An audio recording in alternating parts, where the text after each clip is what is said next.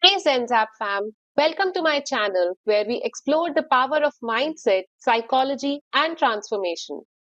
Today, on Women's International Day, we bring to you a story of resilience and unconventional healing with Gloria Lybecker. When Gloria's son experienced birth trauma, she found herself searching beyond traditional medicine and uncovered powerful techniques that transformed not just her son's life, but the lives of many others. And one of those techniques were horse constellations. What do horses have to do with healing and neuroscience? Stick around because what Gloria shares today might just change the way you think about energy, emotions, and well being.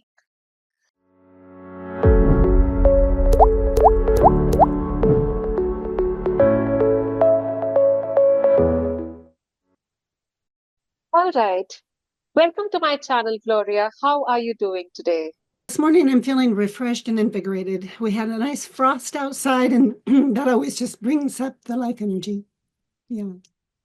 That sounds beautiful, Gloria. There's something so refreshing about a frosty morning, and it certainly adds to the lightness and energy to the day. I hope you're enjoying the magic. So I wanted to start with your journey. You have been working with sound energy, medicines, neuroscience, horse constellations. So if you could tell our listeners about what has been your journey. Well, it's been an extensive journey, but it began as a mom. As a mother, I was very fascinated, especially after my last child was born, that he had some birth trauma. And so the cord was wrapped around his neck 3 times. And what it did is on his growth and development journey, he was showing up differently than his siblings had. And I had a background as a counselor, and so I was really doing some research to figure out what could I do to support him. And he was having these explosive moments that were triggering me from my childhood trauma.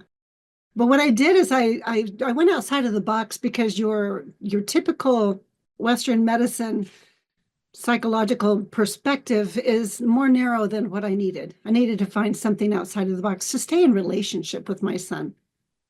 So I wanted to know how our brains and body communicate.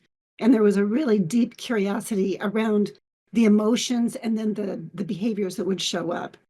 And so I found energy medicine, energy psychology, interpersonal neurobiology, particularly with Daniel Siegel, opened up a whole new world for me. That instead of seeing my child as a person that was scary, I could actually start to see his circuitry within him. And I could see when his limbic system, where the emotional alarm center is, would just take over his whole body. And then I could come into my body and I could breathe deep like the horses have helped me learn how to do. And I realized that it was really about connecting with the life energy. Because as my child, he would sync up, his brain, his nervous system would sync up with mine. And if I was activated by his activation, we have like a volcano happening. And so when I could recognize that rumbling that was starting down low, and I could see it and I could catch my own self first, I could then come back to presence and he would follow that energy. So where you place your attention, your energy will follow. So really being able to be consciously aware of what are you focusing on. It's a big key to all of this. And that's another thing the horses have helped me to develop more fine-tuning with. So that's my start, was my children, finding a way that I could create a safe container to where they can grow and develop to be who they came here to be. I can't even imagine what you would have gone through at that time. Healing or transforming other people is one part of the game, but seeing your own child going through this journey and navigating all those complexities, I'm quite sure this would have been challenging for you. But you've come out stronger, and I'm glad your children are lucky to have you around. So, Gloria, what was that aha moment when you realized that this is going to be your path and you're going to continue on this journey of healing others? Well, when I was working closely with my child, one of the things I did to help myself focus is I would write stories about what our experiences were like. And then I would actually share them in my newsletters. before I would do that, I would read them to my son and I would get his consent that it was okay to share this.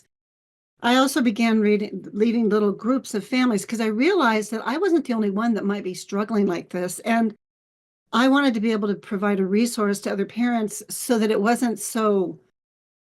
There's an alarmed aloneness that comes up where you just feel like you're so alone and there's no support anywhere that's really coming from the heart. It's just like all these strategies that are not ones I wanted to use as a mom. So I wanted more people to know that you could stay relational. And so my son would give me permission to use the stories. He even said once, Mom, when I'm older, would you read these to me so I can remember? It was so sweet. But he would even, when I did the parenting, it was the parenting that was all online, and I had people from all over the world. And many times he would just need to be close to me to be able to stay in a state of regulation.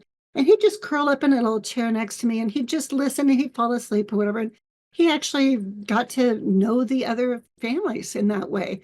And it was meaningful to him to hear that even though he struggled with things, that he wasn't made wrong, that he was met with compassionate understanding. And then other parents were inspired by that to begin to see their children through this new lens. And it's that lens of love that's so important.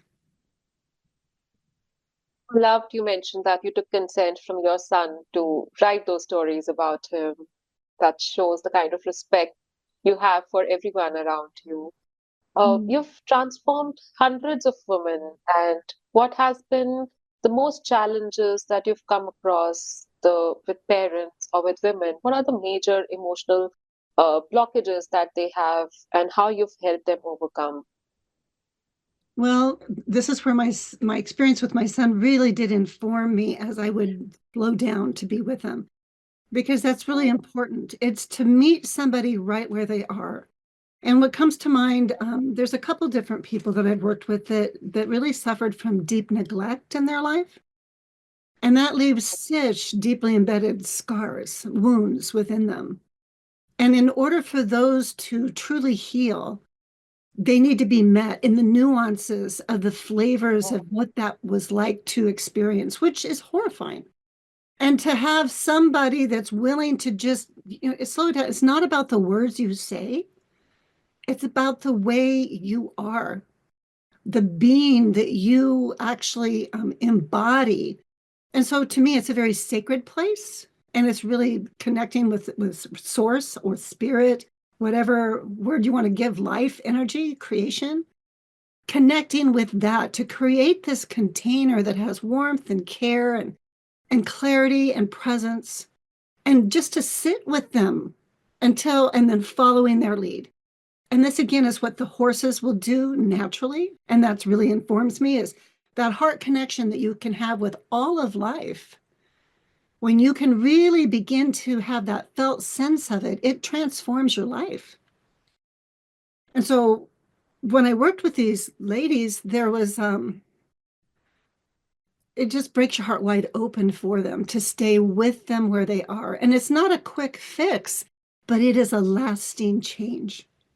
And it's so worth it because the cost is too high not to be in relationship this way.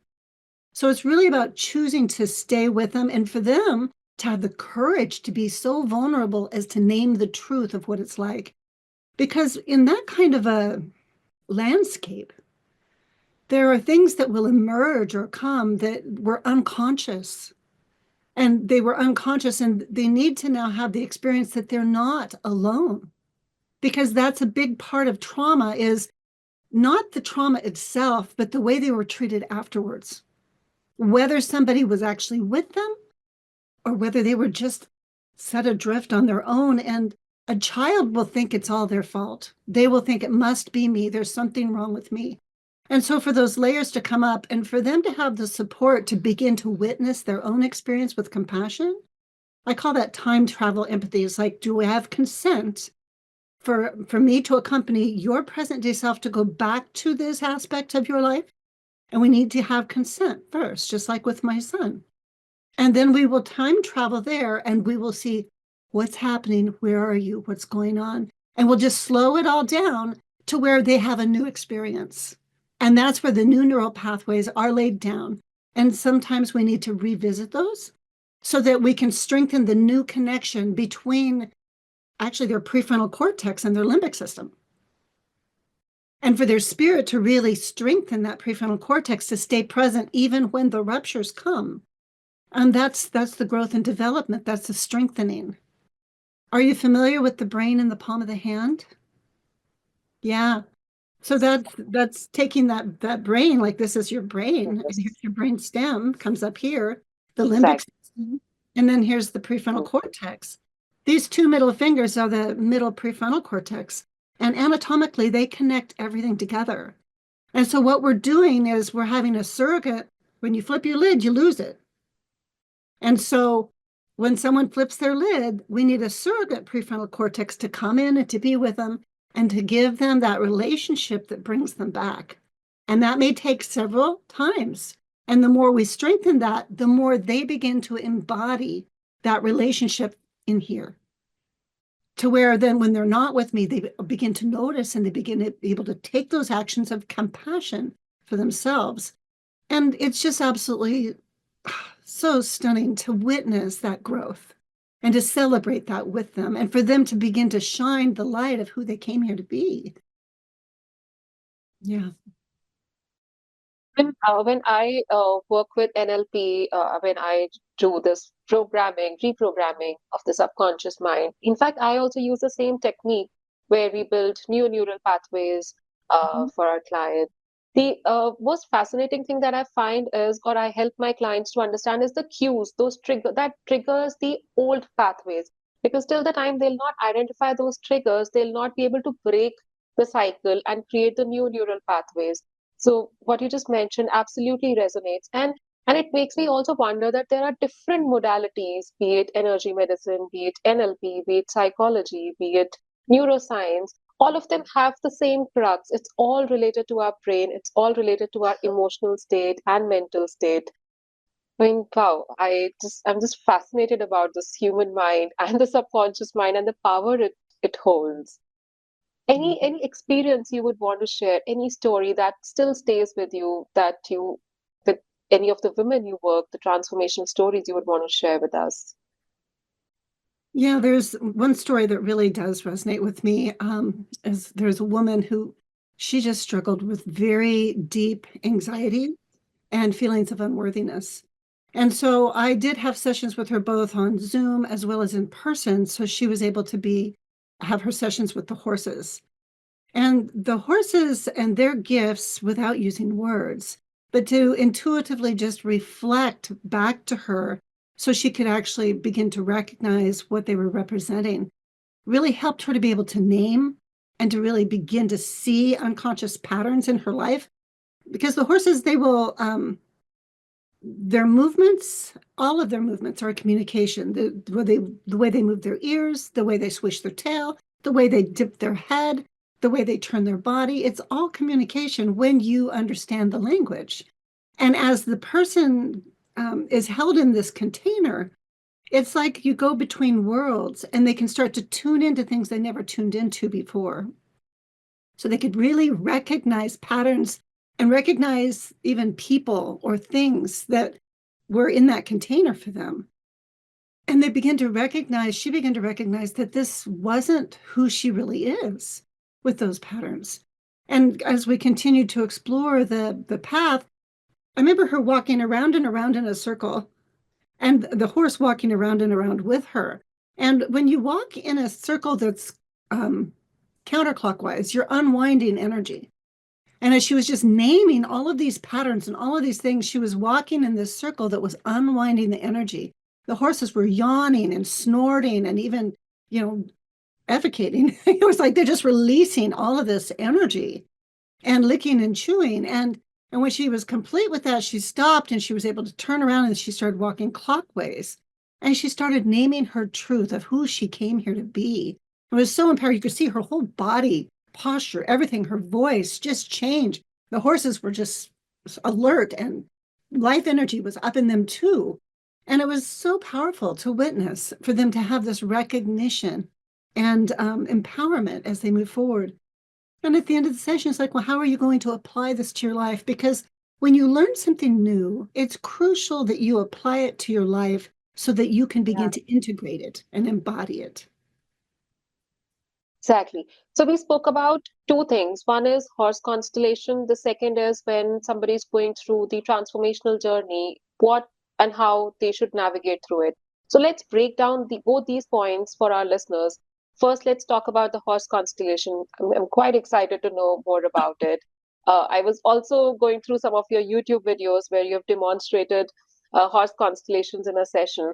I also read that horse understands or replicates human body language. So I'm quite curious to know more about it. Yeah, well, you can take a deep dive, that's for sure. Horses basically saved my life when I was a child with the relationship I built with my first horse, Beauty. And as I went through my own training and became an advanced facilitator, helping others learn how to connect hearts with horses, it's just quite a deep dive. So I really love the neuroscience that helps us to recognize we all have the same circuits of emotion and motivation from Jaak Panksepp. That work that he's done is just beautiful work. And there's several different people that do offer trainings of how you can integrate this into your relationship with animals, whether it's dogs or whether it's horses, or whether it's zebras even. So we all have these same nervous systems. We're just more, some of us have different kind of evolution. Well, when you do a constellation with horses, that comes from family constellation therapy. And I first learned that as a counselor. And and then I just began to recognize the opportunity to integrate it with the horses. Many times, facilitators will just have a group of people that come together, and then that will volunteer to be representatives for whoever the person is that's receiving. That person is known as a seeker. They're seeking an answer to a question they have within them. And as it unfolds, it begins to reveal itself. Well, because we can connect on this intuitive, energetic level, I could see how the horses just did this so honestly, and they thoughts wouldn't get in their way. They wouldn't take over some kind of a session or something, and they would just connect with the inner landscape of the person, depending on what they're focusing on. It's a very body-centered approach where when you're outside of the area, the picadero, it's the field of energy of the person's life. They will start with their back to the area. And then there's a body-centered approach where they actually start seeking their body's wisdom, naming their sensations, naming what the emotion is, naming what it is that they're telling themselves, and being able to start to connect, what's the message my body's giving me? And we do that several times, which starts to really, and I watch the herd and I see how they are responding to the energy as it emerges. Then they turn and they will face the picadero, and we will do the same process as they keep their eyes on the horse. It may be one horse, it may be the whole herd. And it depends on the person's situation.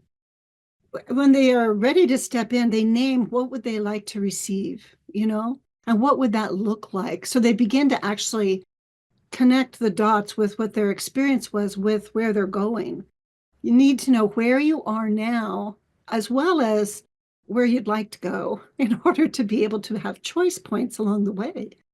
So when we step in, I accompany them, and we just see where their body moves them to intuitively and how the horses interact with them.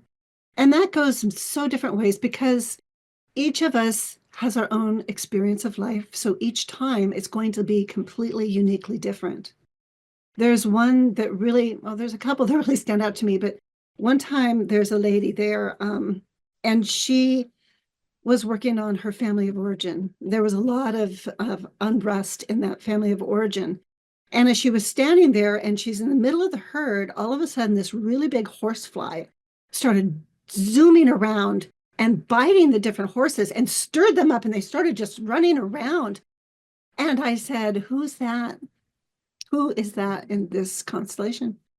And she's like, "Oh, that's my mother. She would just zoom. She would just get us all stirred up and nobody would stay connected at all." As soon as she named it, everything settled down. But it's not just the horses. It's actually the container of life. So the wind, the birds, the insects, my barn cats, whatever comes in is a representation that's in service of the highest and best of this individual that's here or of this group. And from that experience of being held by life, there's so many more connections that they begin to make and recognize and name to integrate.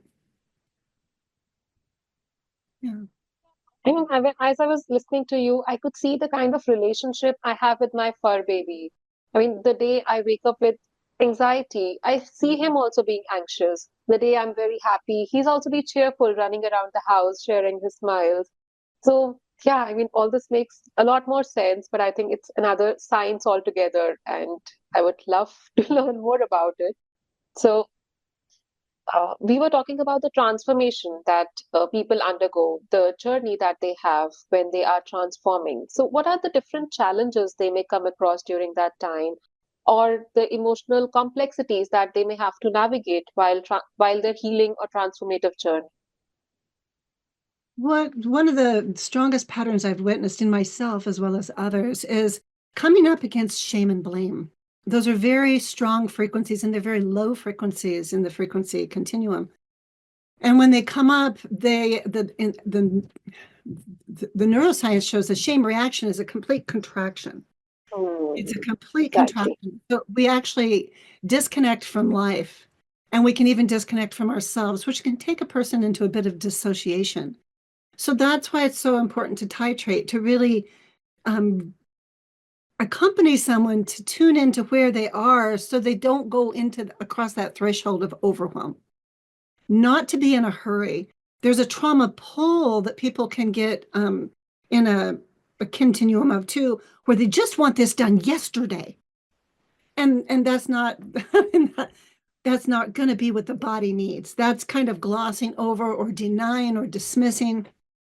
And the body, the whole nervous system needs to be met with its inner experience in its own timing. And so for them to learn how to slow down, how to pause, how to just, there's a practice that I really have enjoyed is just let's take a pause. And so you just take a pause and you stay with the body until you can actually watch the shoulders drop. You can see the pulse as it starts to slow. There's so many signals that you can watch for. Just that deeper breath when it comes. It's like, oh, okay, I survived that moment. And that's what they need because it's a survival stimulated journey that you're bringing in the neural support, the resonance that allows that aspect to begin to relax so it can be absorbed instead of staying stuck and fragmented. And so those frequencies of shame and blame and rage even, when they're really strong, it's lividity that's at the top of that. Rather than reacting in alarm and creating that volcano, to be able to have a capacity, a practice that allows you to stay grounded and connected with life yourself, that's the lifeline. It's like throwing a buoy out of a big ship so somebody can come back in out of those deep ocean waves. Is that helpful? What comes up for you hearing Yes. that? Uh, Yeah. no, I mean, the next question that I had is how about the close relationships they are interacting with day in, day out? Because the individual is transforming, but the family members or the friends, uh, they have a they have been observing the person in a certain way. Now that person starts behaving differently or starts prioritizing themselves first. How would they react, and how would their reaction impacts the transforming journey of the individual? Well, it depends on the dynamics of the family. And yet, when if the family has been accustomed to a certain way and it's working for them, there's benefits they're receiving from that, then they're not going to like the change. Mm, There's going to be a pushback to that. And so, what typically will exactly. happen is they will increase whatever dynamics they've been bringing to keep that Mm, person in line. They'll increase it to intimidate them to get them back in line. So they'll use the shame and they'll use the blame or they'll use the yeah. which can ignite it from within. So not only do you have this inner process that you're dealing with, it's being reinforced by what they're witnessing in their world. And so one of the practices that's so important for me in relationship is helping them slow it down. And I use the Healing You method, which is the two trees, to recognize which tree are you in, which pathway are you on. And when they can recognize, oh, I'm going by my conditioned reality, this is my conditioning, it's not mine, it's even generational. And we can take time with that, bring compassion to that. We can slow down, they can step back into their own heart of what do you really love? It's not the opposite of that. It's something possibly completely different. For me, horses and children, those are my first loves. That's my joy juice, you know? And then I can start to Yeah, just imagine and recognize where I'm going. One of the biggest skill sets is to differentiate yourself from others. And it's yeah, really huge. That differentiation and linkage is so crucial because we are all interconnected. And yet, just because my husband may have a certain point of view, I can have a conversation with him and I can choose my own path anyway without making him wrong and just being able to stay in clear contingent communication. That requires developing a language of life. And so one of the things exactly. I do is to really have some simple steps that people can practice. And when I'm working with somebody and their husband's the big quote trouble, then I invite them to bring them in if they're willing, when they're willing. So then I can see the dynamics, I can slow it down, and I can actually have them do some practices together where they start to experience something new. It's like learning a new dance step. They had an old dance step and that really wasn't working for at least one of them, probably not either one, because that's what they just thought this is the way it is. And when one starts changing the dance step, it causes difficulties. It's a perceived conflict. But when they can Yeah. both come in and be in choice and make the decision, they can learn a beautiful dance. Or they can choose different partners. It just, I don't have an attachment to what that outcome is going to look like. Yeah. Or they may just decide they don't want to dance anymore together.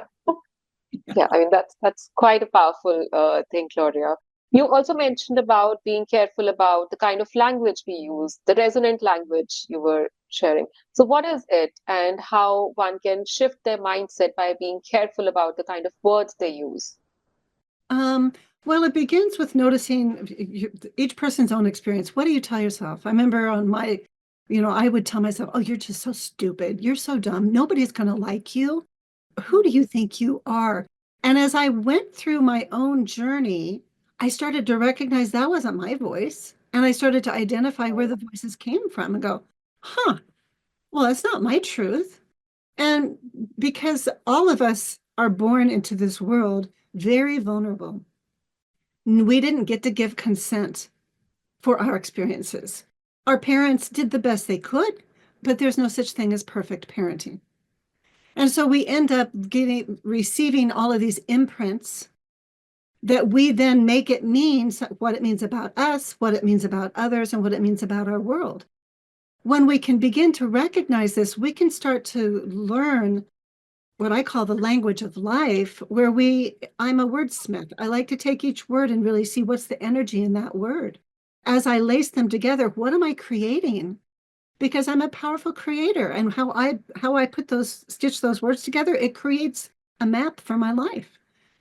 And so the map, it was like for me, I was unraveling a tapestry that was never my tapestry of life to live, and being able to start to weave together a beautiful tapestry that I love. And so slowing people down to where they can start to recognize the language. And again, I come back to the two trees. And also the frequencies help because there's a continuum. When you reach courage, shame is just before death. And courage is just before empowerment, right? And you're empowered. And then you can continue up that continuum. We have all of these emotions. If you have one half is under courage and the other half is above, when you can bring them all together and recognize what is the communication that's coming from your body, then you can actually stay relational with it. And so resonant language is a language that holds a lot of care, as well as that seeking circuit's also really alive in it because it's moving, it's an action, and it's all goes so playful. If we don't have that playful connection in there, we don't have what's known as the neuroception of safety. And the body feels it. It's not a conscious thing, it's an unconscious thing. And so it's kind of a blending of all those together, as you said before, where you're noticing, what am I telling myself, or what am I calling forth with my words? And slowing down and not shaming yourself or blaming yourself, but making a repair. Say, oh, hold on a second. This is not exactly how I was wanting to come across. And then you own it. And when you can own it, rather than identifying with it, like, oh, wow, it's kind of the difference between, oh, I was so traumatized, or no, I'm so filled with trauma, rather than I had a traumatizing experience. The traumatizing experience is not who I am, you know? And so it's really being able to recognize what you're creating with your words. You're so rightly mentioning it. The words, they shape our experiences, which further shapes our reality. And Yes. and each of the words contain energy, so it depends on us whether we want to use it in a positive way or make it negative. And I think the kind of words that we use also impact the relationship that we have with our family. I mean, if I'll keep talking critical about my son, he would also grow being a self-critical person, and I would never want that to be. So yeah, I mean that's a great analogy that you used about the words holding energies. So Gloria, we'll come to the next segment, which is about how our listeners can transform themselves. So what are those insights, those small shift into the habits that they can make into their daily lives to transform themselves? Well, the first thing that just comes to mind is an acronym, SNAP. So, like, you snap your fingers. And so when you notice that you've been triggered or you're feeling off balance, when you think of SNAP, the S stands for stop. So just really stop. And then the N stands for notice. And I like to expand that. Notice your sensations. Name them to yourself. Notice, what is that emotion that's beginning to surface, and name that. And what's the need underneath that? Just really recognize what's activated here. And when you can name that, it really makes a difference. The notice goes into ask. And so it's asking yourself those questions. Just really take that moment, stop, notice, ask what's going on inside. Bring compassion in there. It's for like a small child, when there's a baby, everybody's eyes warm up. They look at that baby, right? So there's the mother's eye gaze with the baby. When you can bring a warm eye gaze to your own body, it's so powerful. And then the P is for pivot. And the pivot is come back to your own heart. Give your heart to yourself over and over again. Another practice that I encourage people when they're starting out is there's several different kind of programs they could tune into, but to really have a practice of listening to a sound meditation, because frequencies make such a difference. They meet our body in such a way with those frequencies that the connection it's universal with all. And it doesn't have to be the words, but the words, they sync up with those frequencies. So bringing in sound that your body will relax to, and allowing yourself to be immersed in that. Many people love well, they use sound bowls. You can go to a sound therapy session. There's different things you can do, but even having a recorded tone, or even doing a mantra or chanting, it's allowing the vibrations to move through the body and noticing where any tension might reside. And then just really allowing yourself to also release mental clutter. So it's having a practice that you practice. A practice is not a practice if it's, oh, that's cool, and then you don't do it. So the action of following through, of choosing yourself, is so important too. And building empathy towards yourself, the compassionate understanding, allows you to start to go deeper. These fundamental patterns can go quite deep, and I used to get kind of terrified at the idea until I learned that the unconscious things don't arise until we've developed that prefrontal cortex that stays present. And so in a sense, it's kind of like you get to time travel to your inner child to allow them to receive what they didn't get, because you've developed your adult self that has that compassion. And nobody understands you better than you. You've rightly mentioned that nobody understands you better than you. And Gloria, I love this entire conversation. You have so much to share with our listeners, with this community, and you've been doing such amazing work. What is the vision that you have for yourself for next few years? Oh, how my vision has shifted as it does. You know, everything's evolving. I really, I would love to be able to bridge the gap between what I said I started out with, where there was all this, I called it Western psychology, but it's modern therapies and stuff, and allow ourselves to be open to the ancient healing modalities that are there, and to be able to also make these tools really accessible to people. I mean, what an impact that would have made for me to being held that way as a child. And yet I really had the vision from the time I was young to do it differently, to really show up differently, to show up with my heart. And so I'm excited about integrating my practices of the sound therapy, the energy work, as well as the constellations with horses, along with resonant empathy, because more and more people need to know it's there. So what I've done with my vision is I've created new courses, and just the last few years I've really had a shift of the focus. And they're small groups, predominantly women, but I do have a few guys that come in anyway, and they just added really beautiful energy to the group.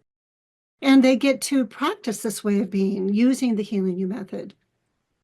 And then many times, what people would like to do when they've done a small group that stayed together for a while, they'll want to come and have an immersive retreat. So they get to come and they have then the group dynamics of their group that they meet in person, and then they get to become a part of the herd. And that's the common theme of people say, "Oh, I'm now part of the healing herd," and that's pretty cool. And I just want more ripples to go out. And so I'm creating spaces where individuals and small groups can reclaim their inner truth and communicate within themselves in that language that heals. Because when one person's light lights up, there's a continuum that happens. There's that resonance that happens. There's a contagion that opens up, and more people start to follow that, and it builds a momentum. And we really need that in our world. Absolutely. And how can our listeners reach out to you if they want? Well, I've just developed a new free educational email course. And so if the people go to my website, glorialybecker.com, there's a lot of free resources there, and you can reach out to me. I'd be in communication. You can sign up for my newsletter, and that way you'll be aware of new opportunities coming out. Or you can always just go and click the link to be able to have a chat, and I'll meet you right where you're at and see what would be of best service to you. So I'd love to have that conversation. All those links for our listeners. And if anybody wants to reach out to you for their transformational journey, I'm glad that there'll be a way for them to reach out to you. And Gloria, thank you so much for this insightful conversation. I totally enjoyed this chat, and you had so much to give to our listeners. I'm sure everybody listening to this will enjoy this conversation as much as I did. Oh, it was a rich exploration. We're just kindred souls here. It was just really fed my soul. Thank you. Thank you so much for being there. What an inspiring conversation with Gloria today. From overcoming challenges to discovering transformative healing techniques, we learned so much. Thank you for joining us and stay tuned for more insights and don't forget to subscribe. Thank you.